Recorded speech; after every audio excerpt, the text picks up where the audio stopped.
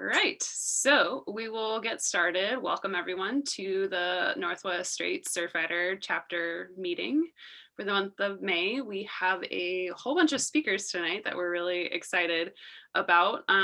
First up, we'll have Denemark. Am I pronouncing your name correctly? Yeah, exactly Okay. right. From Swim Guide. And Swim Guide is something that we as a chapter have always thought about getting our Blue Water Task Force data up on. And so I appreciate that Orr reached out and said, hey, are you guys interested?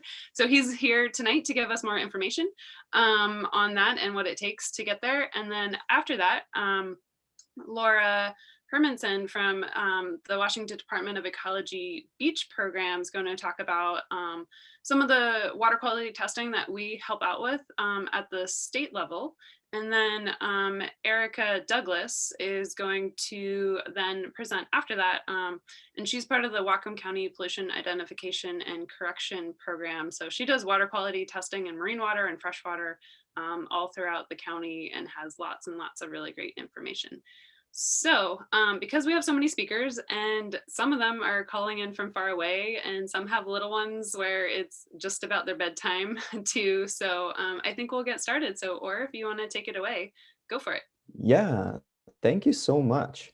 Let's see. Let me know when you can see my screen. Yeah, everybody can see it? Yep. So we can see, like, you're not in presentation mode from, Oh, like, we're seeing your different tabs and like your oh. whole desktop. All right. Should we do it like this? Is this Yep, good that enough? looks great. Great. Okay, so hello everyone. My name is Orr Denemark. I am the swim guide coordinator at Swim Drink Fish, and I think from what I gather, people here already know a little bit about swim guide, but just to kind of, clarify it and make sure we're all on the same page.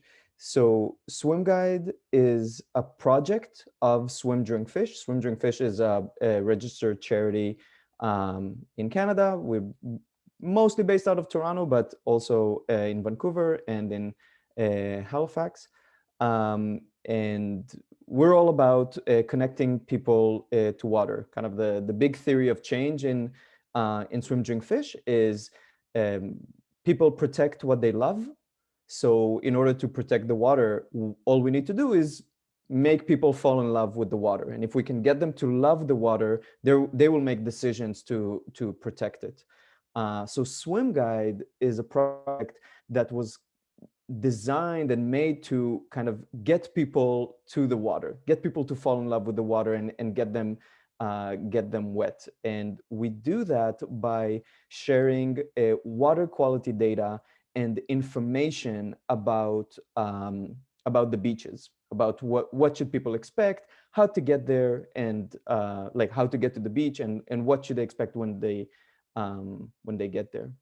So this project launched in 2011 when it was only about the Great Lakes. It started off very kind of simple and tried to answer that very kind of basic question of should I swim here? Like people were calling to the office and asking, hey, should I go swimming in the lake? Yes or no?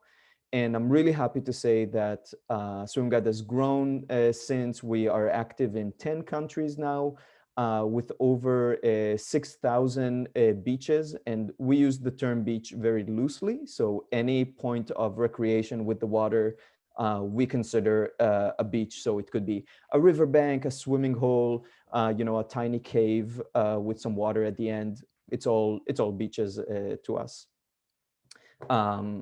And here you can see we're mostly present in the United States. It's still the majority of users do come from the United States, but we're also present in Australia and New Zealand and a lot of a lot of places in the Caribbean.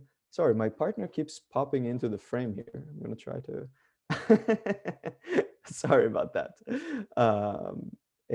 Yeah, so and obviously Swim Drink Fish cannot be the monitoring body for all of these sites, and this is where the affiliate program comes in. So way that I kind of imagine SwimGuide and how I explain SwimGuide to people is that SwimGuide is a loudspeaker, right? We broadcast water quality data to a very, very wide audience of 6 million plus users since inception, to around 2 million users annually.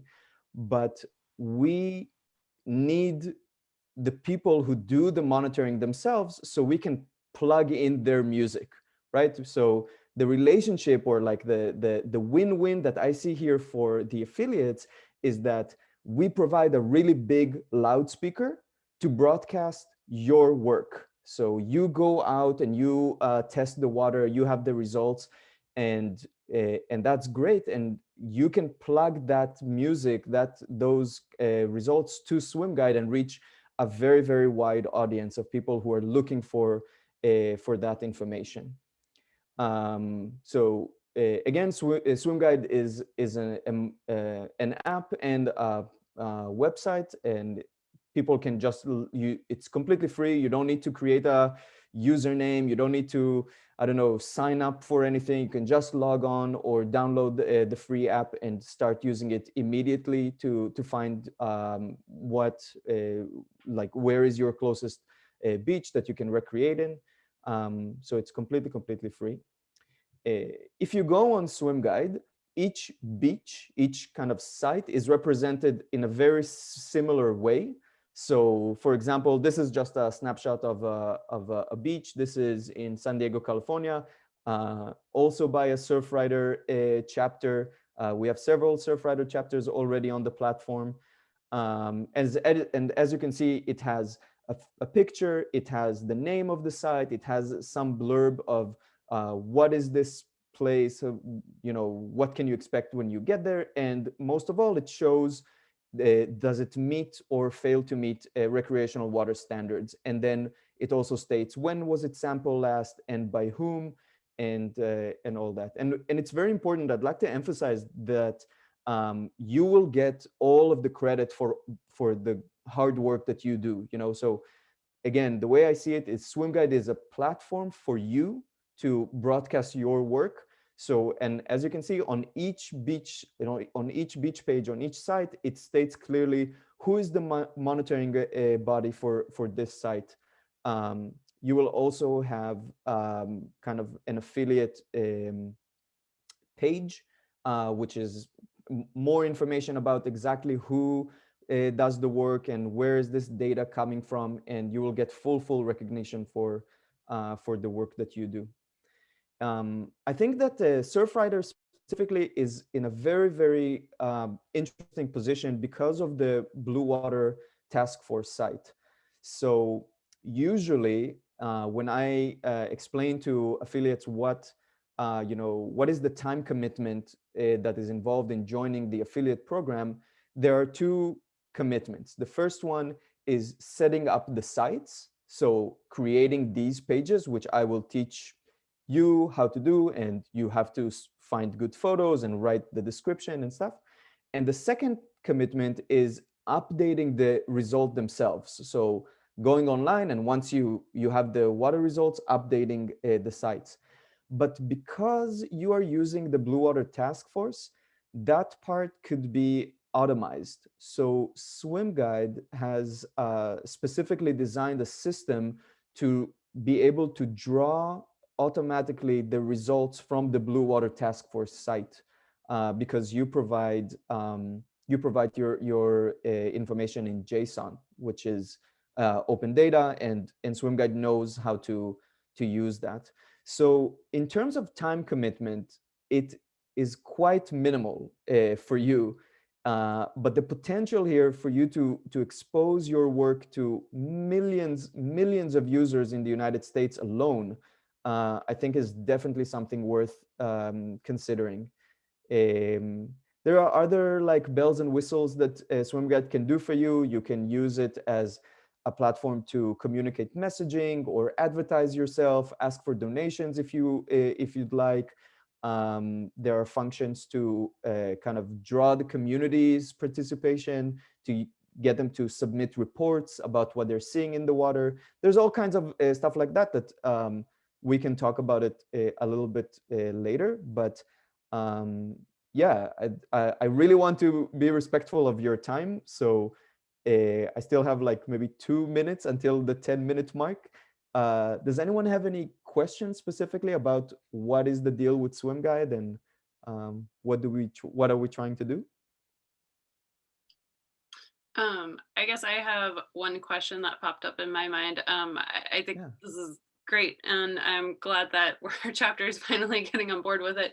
But I guess I was wondering, I don't have anything specifically in mind, but is Yeah. Swim Guide, I've seen it mainly used in the sense of like bacteria, like fecal coliform or Enterococcus bacteria results. But is it something that other or people post other kinds of data on? Yes, that's an excellent question. So the way that we kind of are flexible with the standards is that, well, it doesn't show in this snapshot specifically, but we state on the beach page what is the standard or what led us to choose if a site has met or failed to meet recreational water standards. A lot of affiliates choose to address, for example, algae blooms as a fail, and they would, again, this is more kind of the bells and whistles that you can do, but they would set aside as a kind of a special status fail if they want to indicate that there is an algae bloom or red tide present. Some affiliates choose to address rain advisories on their swim guide. So whenever there is a rain advisory, they advertise, hey, there's a rain advisory in effect, stay clear of the water for the next 48 hours or so. So there are different ways that affiliates can kind of communicate the messaging to their community. But again, this is completely up to you. I have affiliates who choose to change the photo every time there is something a matter. They change the beach photo, and it's very, very evident, like for the users. Others used to they just kind of link it to their social media. And again, that's a little bit kind of, if you choose to come on board, which I really hope you do, especially to take advantage of the automation function that you can just automate it from the Blue Water Task Force site. I think it's really, really time efficient, and yeah. But if that answers your question. Yeah, it definitely does. Thank you. Super helpful. Does anybody else have any questions? I know it's super Yeah, late. I'm sorry if I spoke really quickly. I'm just really was trying to keep it to 10 No, minutes.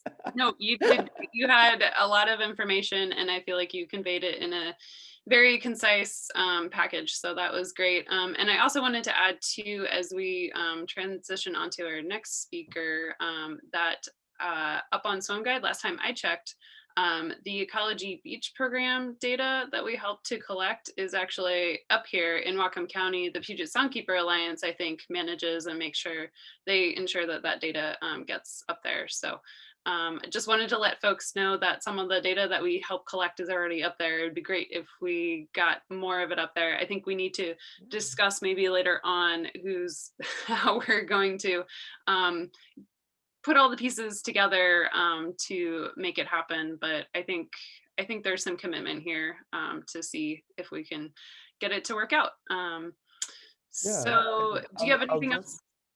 Do you Yeah, have I was anything just else? gonna say, first of all, like I would love for you to get the recognition that you deserve for the work that you do, and have it kind of officially.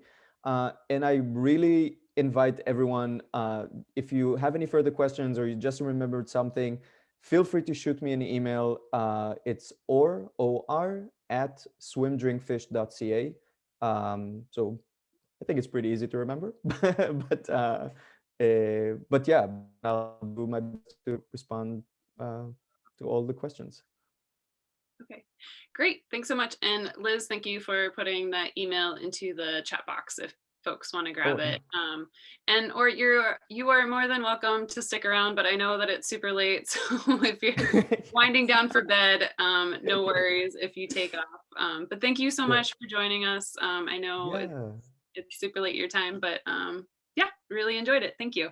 Yeah, thank you for having me. Yeah, and I will say good night. Okay, good night. Thank you. Bye-bye. Bye. All right, so moving on to our next speaker, Laura Hermanson. I believe you should, yes, okay, you're turning off your mute. Yes. Hi. Hi. How is everybody? Great. Let Thank you me so much. share my screen and tell me if you can see it.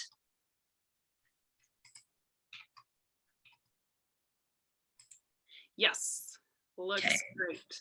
I lost my notes.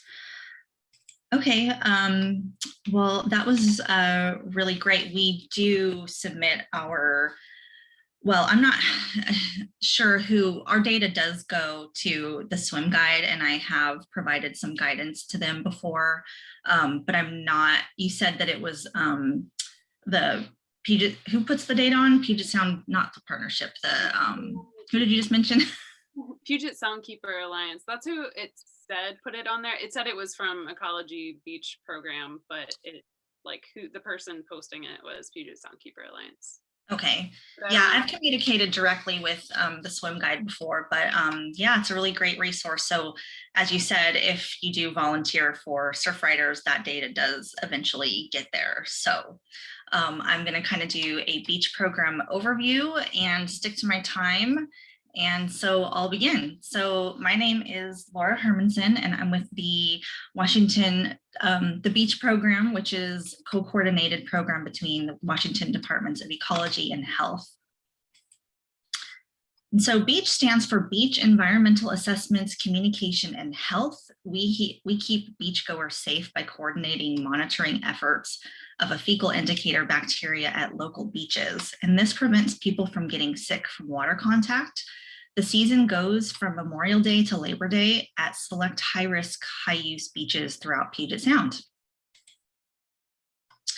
And the fecal indicator bacteria that we sample for is Enterococcus, and the EPA recommends sampling for this bacteria because it is tolerant of salt water and temperature fluctuations, and it is also the best indicator of health risks associated with fecal pollution. Why do we sample? So when we talk about water contact, I'm not only referring to swimming, diving, or surfing where a person is fully submerged in the water, but water contact also includes beach combing and playing in the sand, because anytime you touch the water and you touch your face or eat before washing your hands, this is a potential way to get sick. So water contact involves both total submersion and beach combing. And as you can see, our sampling network is quite large. We sample about 63 or 64 beaches each season. Also, we include Grays Harbor and the Strait of Juan de Fuca, and 10 of those beaches are sampled by volunteers, and those beaches wouldn't otherwise be sampled. So we love our volunteers. And this is, as I mentioned, it's co-coordinated between the Washington State Department of Ecology and Health, and the entire program is funded by a grant from the EPA called the Beachg grant, and we also receive National Estuary Program money to do some cleanup work. And we work together with counties and tribes to design optimal sample plans for each county and tribal government and volunteer group. So how does it work? First, during the sampling season, which I mentioned is between Memorial Day and Labor Day, we take weekly water samples at select high-use, high-risk beaches.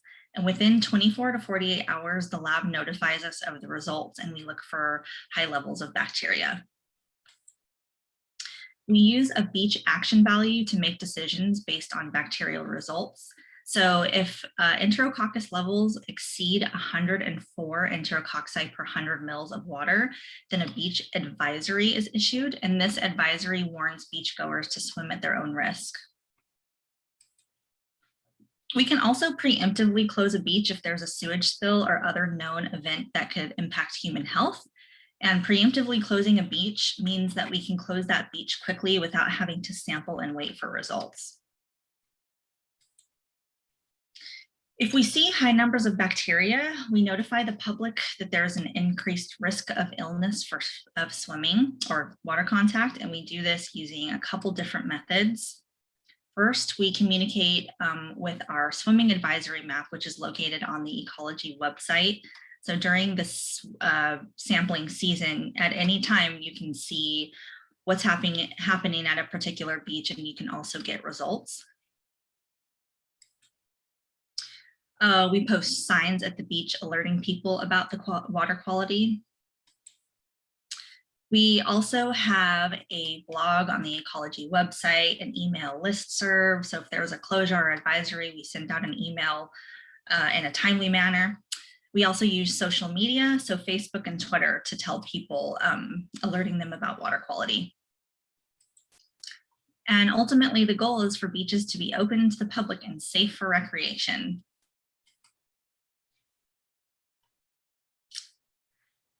If we find consistently high bacteria levels, we can also do investigative work with local counties to correct the problem. This picture shows investigative work being done at a beach. This is the Ruston Way waterfront in Commencement Bay, and they were able to find some kind of leak in a sewer system. I'm not sure of the details, but we have the ability to do some source tracking. So there's many factors that influence why we get high bacteria results. So I'm just going to go through these kind of quickly. Rain events can cause everything on land to wash into the water, and this includes animal waste and bacteria. So we tell people to avoid water contact within a day, 24 hours of a big rain event. CSO stands for combined sewer overflow, which usually coincides with rain events when sewers overflow because they just get inundated with water. Sediment type, smaller grain size means higher surface area for bacteria to accumulate. So usually larger grain size doesn't hold as much bacteria. Contamination from like a leaky septic system. Tides, if there's like a really high flood tide, it can take everything from the beach and bring it into the water. A natural drainage, so usually we tell people to kind of stay away from streams that are draining onto beaches because they can carry bacteria onto the beach. Wind can cause, onshore winds can push bacteria towards the beach, time of day. So as the day goes on, bacteria is killed by UV rays. And so usually the concentration of bacteria kind of decreases throughout the day. And then people in the water, there's a thing called bather shedding, which basically is just bacteria and everything just coming off people from being in the water. If there's a lot of swimmers or dogs or both. So I'm just going to quickly go over what do volunteers do, because in Whatcom County, Surfriders sample Larrabee State Park and Little Squalicum Park. First, you have access to sampling equipment, and you would just grab this. We sample once a week, and you grab your equipment in the morning of your sampling day, head out to your beach. So this is a aerial photo of Little Squalicum, of the stations, and usually there's just 3 stations that you sample. So 3 stations means 3 samples at a beach. And then this is just the aerial view of Larrabee State Park. We collect samples, which is just a water sample in a bottle. It's pretty easy. You can do it with your hand, or you can do it with this handy pole method, which is kind of nice because you can kind of reach out and get a little deeper in the water and not have your hands in the water all day. We record field observations. So this is just an example of our field form. I'm not going to get into all the details here, but on that field form, we record weather and tide, because as I mentioned before, weather and tide can really affect what's going on in the water bacteria-wise. We also count people, dogs, and birds. We always tell people to pick up their dog poop, but inevitably, you know, sometimes we find dog poop on the beach, and birds are, you know, if they're congregating and they're pooping, and that can contribute to water quality degradation. We measure temperature and salinity with these refractometer and digital thermometer. And we also take beach rack observations. So beach rack refers to anything organic that washes up on the beach. So loose seagrass, loose algae, and even logs. And as you can see from this bottom right picture, at some beaches, it can get really, really thick during the summer. Just some beaches are just really prone to it, just based on how winds and tides come in there. And as you can see, it's pretty disgusting. It's not only an eyesore, it can be smelly, it can have a sulfurous smell, it's unpleasant to walk in, but rack also acts as a reservoir for bacteria. So not only is it unpleasant, but it can also be a human health hazard. And so on our field form, we like to quantify this to see if there's any correlation between the amount of rack and bacteria levels. And also birds love to forage in this. And when birds are feeding, they're pooping. So the bacteria is not coming from the rack itself, it's coming from most likely birds. And then the samples are taken to the lab on ice to be kept cold because they're bacteria. And then you give yourself a high five. And so I think for the take home message, whether you want to volunteer for the beach program or not, I think that the take home message is just to be a good beach steward. So this is a little infographic that we have on our website, and it's just a couple little tips. Don't feed the wildlife. If we get birds, as I mentioned on the beach, congregating in a certain area and pooping, raccoons, you know, that can really degrade water quality in terms of bacteria levels. Pick up your trash, same thing, wildlife. Make sure, you know, if you have a young child, put them in a swim diaper, pick up after your pet, don't discharge from your boat.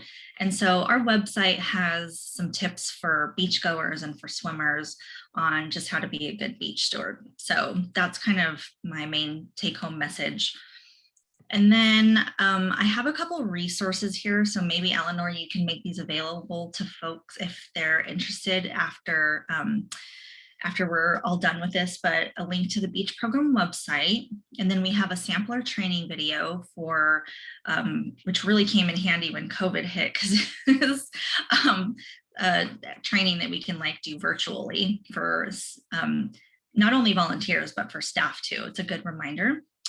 The Help Your Beach infographic, which I just showed you. And then we made a Know Before You Go video, which is just kind of like a public service announcement, like check the status of your beach before you head out. And then we made this video with Liz and the Oli Surfriders. And it's kind of a little bit of a human connection, like personal video that's kind of like, why volunteer? And Liz is actually the star of that, Liz Scottman. So with that said, does anybody have any questions?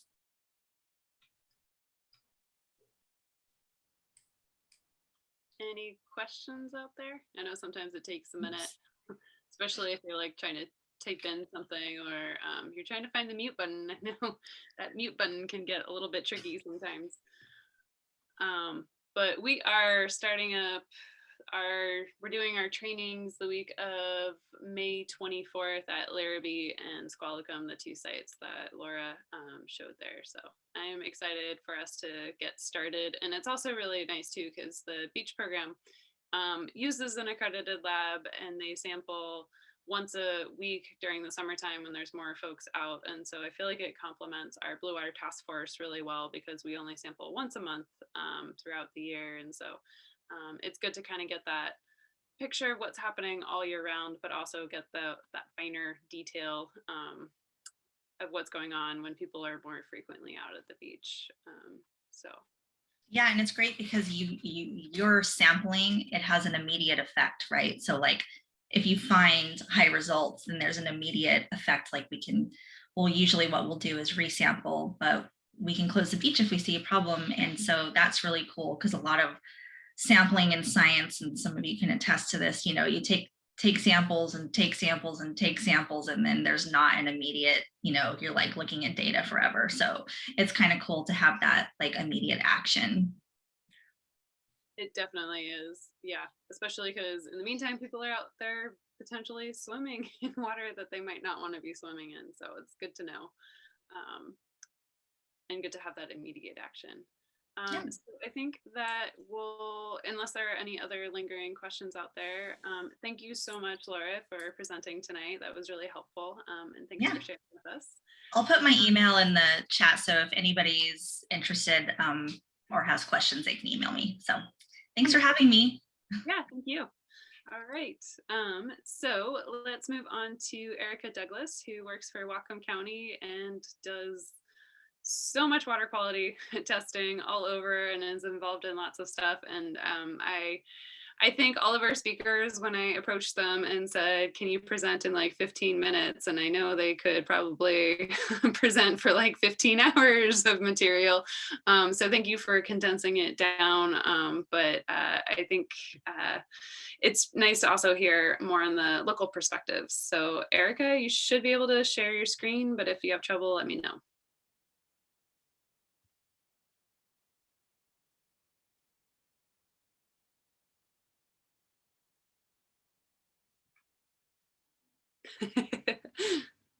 All right, I'm trying to make sure that I'm actually sharing what you want to be sharing. I'm trying to share here, so hang on just a moment.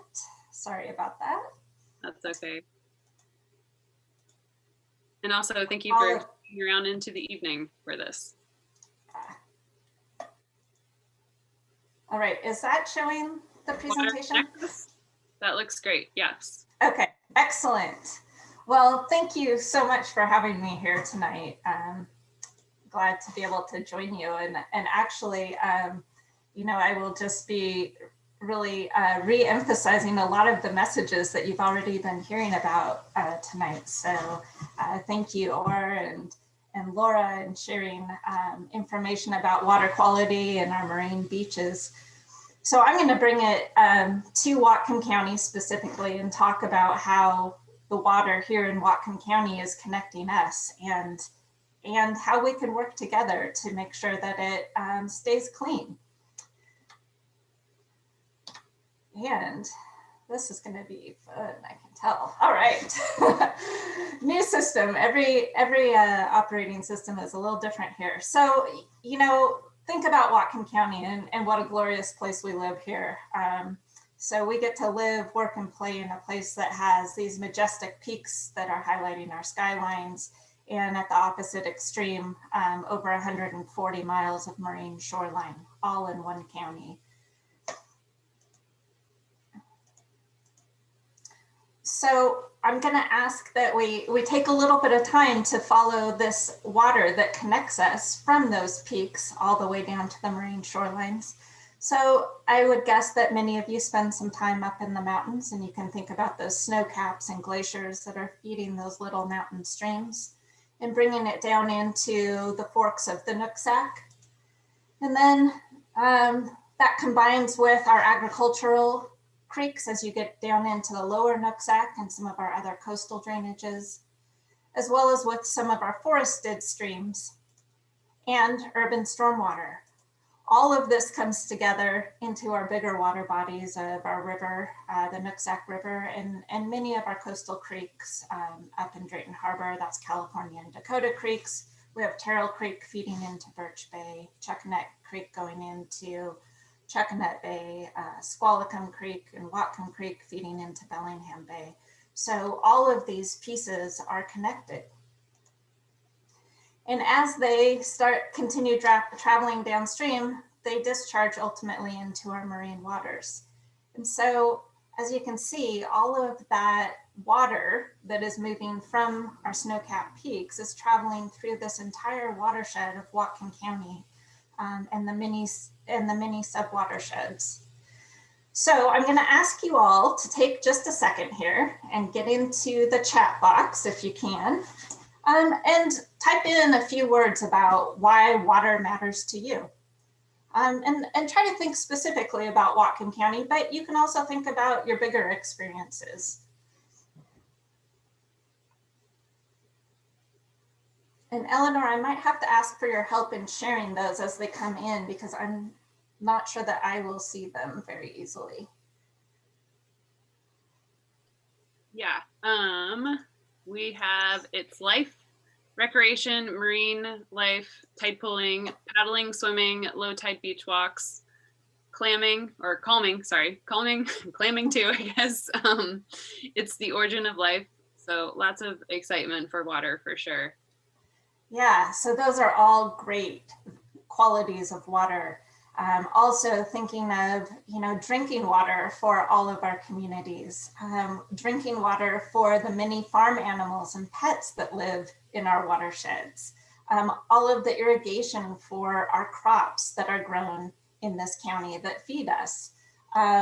Thinking about the irrigation of our gardens and lawns. Lots of folks here grow their own food, or they enjoy their flowers and their lawns. So water is so valuable to so many things here in Whatcom County. And as Eleanor also mentioned, clamming. So shellfish is a big piece. So there are a lot of connections between that upland and those water resources. So thanks for sharing those. My next picture was actually a picture of my daughter canoeing, because she, for me, is one of the main reasons that water is important to me. Here in Whatcom County, I've grown up here. It's an important community to me, and I value all of the different ways that we use the land and water here. And ultimately, I would like my daughter to be able to enjoy the same things that I've enjoyed growing up here. And so that's why this is important to me. So let's talk a little bit about the challenges to water quality here in Whatcom County. And there are a lot of different parameters and a lot of different ways that you could look at water quality. Our program focuses on bacteria, similar to what Laura and Ora were speaking about, and protecting public health. So I'm going to start with a super technical term, poop. So I'd like you to think back to when you were a kid, and maybe your folks were reading to you from the book Everybody Poops. I know it's a super technical term, but it's something that we can all relate to. And the thing is when you think about running again along that ribbon of blue from the mountains down to the marine waters, think also of all of the people and animals that are living in that watershed that water is connecting together. So we all poop. And unfortunately, when poop remains on the land and we have that Pacific Northwest sunshine or rain, it can wash that poop from our land into our waters. What that can ultimately do, as we've been hearing about, is it can affect the quality of water down in our marine waters and affect the public health risk, and we end up with beaches that are closed for recreational use or for shellfish harvest. But the good news is that we can manage poop, and it can help us both improve and protect water quality. But we all need to be engaged with that. And those are some of the messages that we're here to share. The thing that I will say is that no one can do it alone. It really does take partnerships. And so when we talk about our Whatcom water quality program, our PIC program, or Pollution Identification and Correction program, it's a part of a larger partnership, the Whatcom Clean Water Program. That's a partnership of local, state, federal, and tribal organizations. But ultimately, it also just really depends on getting the community engaged. Agencies can do their work, but really it's about all of us working together. So let's visit that a little bit. We've talked a lot about collecting water quality data, and Laura mentioned it's never fun just to collect data and have it sitting there on a shelf. So we do collect a lot of data out there. But one of the things that we do is we make sure that we use our data. So we spend a lot of time out there collecting data and gathering field notes. And then here is a representation of where we are spending our time and the type of information that we're collecting.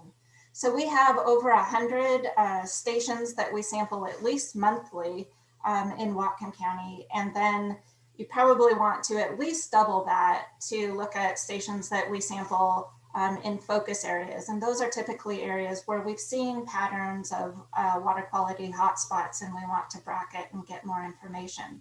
This is an online resource. It's interactive. You can zoom in and zoom out, look specifically in your neighborhood. You can look at different timelines. I included a link there so that you can get to that and play around with it and see what you can find. And you're welcome to contact me with any questions as you're starting to explore this. And then what do we do with that water quality data? So like I said, we identify hotspots. We have a full program of reaching out to landowners in these hotspots, but we also need to, as a community be talking in broader terms. This year in particular has been quite a challenging one. So we've really had to adapt to going to a lot more virtual resources and events to try and keep this fun and keep people engaged. So right now we're really trying to get out our spring water quality tips. With spring rains, we have water that runs off the land and can lead to hotspots both in our creeks and our marine waters. We have tips here that are available that focus on all sorts of different bacteria sources. So it ranges anywhere from pet waste to septic systems, to farms, to urban wildlife, to boats and RVs. There are so many different sources of bacteria out there, and that's why we can all play a part in keeping things clean. The Whatcom Conservation District is one of our primary partners, and they do a lot of work with small and large farms. This year, they've got a virtual pasture series. So typically, they've taken folks out on the land to see what some of their fellow farmers are doing. This year, that's pretty tough to do. So they've created some virtual pasture tours, and those are really neat to see. You can see local farmers and things that they're doing on their land to manage their farms and help protect water quality. And then I want to get to a couple of fun things. Run with the Chums was a little bit earlier this year, but it was a way of engaging folks in different activities that they can do to help protect water quality. And then right now, we've got the Find Fido scavenger hunt going on. So if you've got a dog or you have friends that have a dog, they can take our Scoop the Poop pledge, and then we've got 10 clues hidden around Whatcom County that you can find. And if you find 3 of those, you're entered into our raffle for some fun prizes all around dog poop scooping, of course. So also tools for the job. You know, it can be really hard to get a project started, and sometimes you just don't have that extra money laying around. So we want to make sure that we can help people do some things that will help protect water quality out there. So the first thing I had mentioned was taking the pledge. So this is Fido here, a part of our Scoop It, Bag It, and Trash It campaign. You may have seen the poop ferry that was out, not last year, but the year before, and we were out visiting parks and spreading the word and sharing poop bags with folks. Now, if you take this online pledge, you can get this lovely little leash clip to help you carry the grossness. For those of us that have dogs, I know it's never fun to carry that stinky mess, but it is important to pack it out and make sure that it gets to the trash. We often hear from folks, oh yeah, I saw somebody that bagged it, but then they just left it on the ground. I know the intention is there to pick it up, but often it's forgotten, and that final step is really important. So make sure that those poop bags are getting to the trash.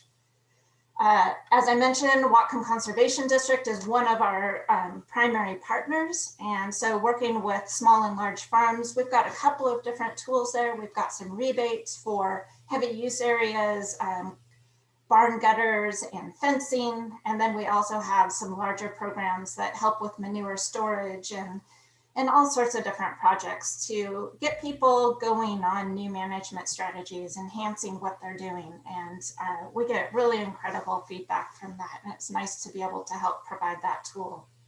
Septic systems, here in Whatcom County, folks are required to evaluate their septic system every year to 3 years.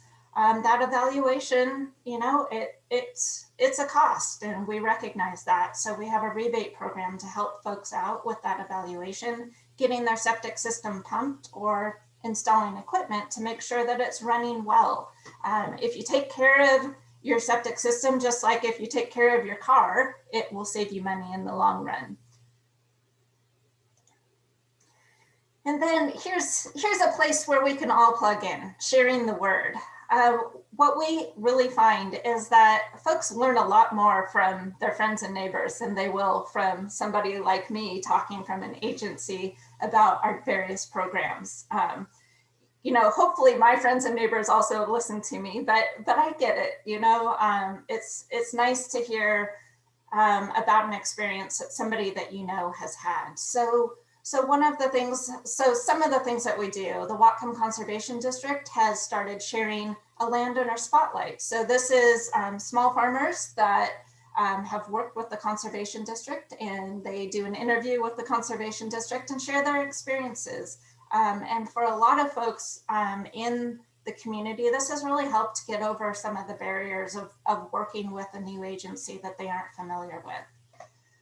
It's also really helpful to see what people are doing. So visually getting it out there. So around farm activities, we really encourage cover crops. So we have these big cover crop signs out around the county in the fall. So after crops have been harvested and the fall rains are coming, you'll see that there are crops that are planted to hold that soil in place. We also, mentioning the poop fairy again, we have a neighborhood ambassador program that we've started this year. So folks can help us spread the word about scooping the poop. We have these signs that you can install in your yard or in your neighborhood. And we also provide tips for talking with neighbors, because it can often be difficult to start that conversation. And we provide rolls of extra bags and some other goodies to help with those conversations. And then finally, Public Works and the Conservation District have active Facebook sites where we share a lot of tips. And if you can join those, like those Facebook pages and share our posts, it helps us get the word out more broadly. And then if you're interested in what's going on with water quality out there and the new seasonal tips of the day, we have a lot of things that are constantly changing. And we like to be able to share that information with the community. So we have a few different ways that we do that. We have our e-newsletters that go out on a monthly basis from Public Works and the Conservation District. The Conservation District also has an annual newsletter that goes out. And both of us are active in our social media, like I mentioned before. So these are great ways to get the most current information about what's happening with water quality, what's the status of the shellfish beds, what are some of the things that we're encouraging landowners to do to protect our waters. So now I'm going to ask you to think about this a little bit. I've given a quick rundown of some of our programs to help get the word out to community members. There are things, like I said, that we can all do to help protect and improve water quality. So take a look at this puzzle and think of all of those pieces coming together and how they can help with water quality. Maybe you go out hiking a lot, or you take your dog out. Sometimes there are restrooms available, sometimes not. Practice leave no trace and make a plan for your poop. Maybe you have raccoons visiting your home. Make sure that you've secured all of the crawl spaces and attic spaces and don't leave pet food out. We don't want to make easy food sources for wildlife and easy unnatural habitat. We talked a lot about septic maintenance. If you have a boat or an RV, use a pump out station. If you have a farm or your family has a farm, encourage them to work with the Conservation District or consider creating a farm plan. And then there's always work parties, join a planting party out there and help plant some plants along the riparian areas. Putting all of these and many more tools together helps us as a community have clean water. So open up that chat box again. We've given you a few different ideas, but here's a great time for you to make a pledge to yourself and to your community. What's something that you will do to help protect water quality in Whatcom County? And it doesn't have to be something that I suggested. There are other things that are out there, so be creative.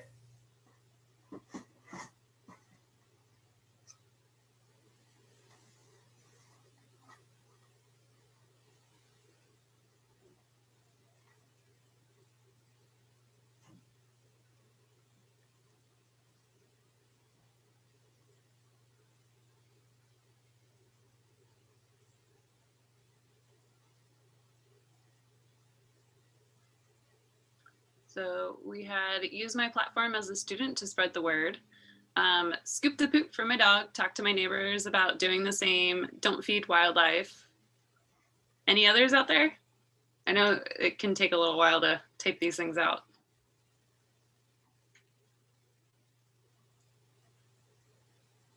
Oh, wash off boats after use. Oh yeah, great. Stop the spread of those aquatic invasives. Fantastic. Those are all great. And, you know, I just encourage you to keep thinking about your days and your lives as you go out there, as I'm sure you already do. It's easy to think of what our neighbor could do differently, but it's always important to consider what each and every one of us can do, because it's really putting all of these small pieces together to help us continue to be successful in recovering water quality and shellfish harvesting here in Whatcom County. And I hope that that's a resource that you'll be able to continue to enjoy in your life and with your friends and family. So, Eleanor, I have a variety of different resources that I'll forward to you. I'd really love to see those of you that have dogs or have friends with dogs join our scavenger hunt. It's a fun new event that we're doing this year. We've been talking about it for years, and COVID gave us the reason to try it out. It's a great way of exploring different parks and trails throughout Whatcom County, as well as taking the pledge to scoop up after your dog's poop. So thanks very much.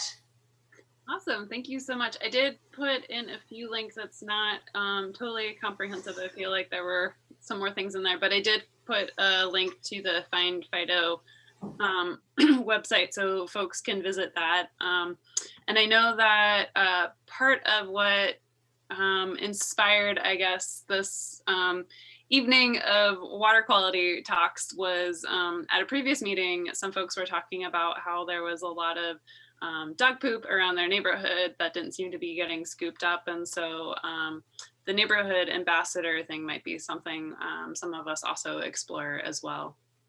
Yeah, that would be fantastic. And you can find that on our website, and you can just shoot an email and Leah will get back to you and actually deliver your kit to your doorstep. It includes a sign with all sorts of good FAQs and, as I said, tips for talking with your neighbors, which we think is really helpful, you know, keeping those conversations friendly and engaging people in these solutions. But you don't need to have a dog to do that part and feel good about sharing that message. Awesome. Do we have any questions? I know we're getting close to 7. You know, I've had a long day. I was actually out on the bay doing water quality sampling, so I feel like I've had quite a day full of water quality stuff, which is awesome.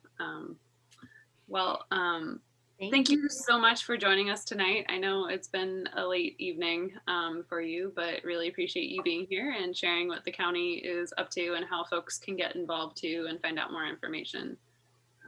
And Find Fido sounds like a really fun program, so I'm gonna go see if I can participate in some of it maybe this weekend. So, all right. Yeah. Well, thanks to you all very much, and please feel free to reach out with any questions that you may have. this was a very quick highlight. So we're happy to share more details. Awesome, thank you. Thanks.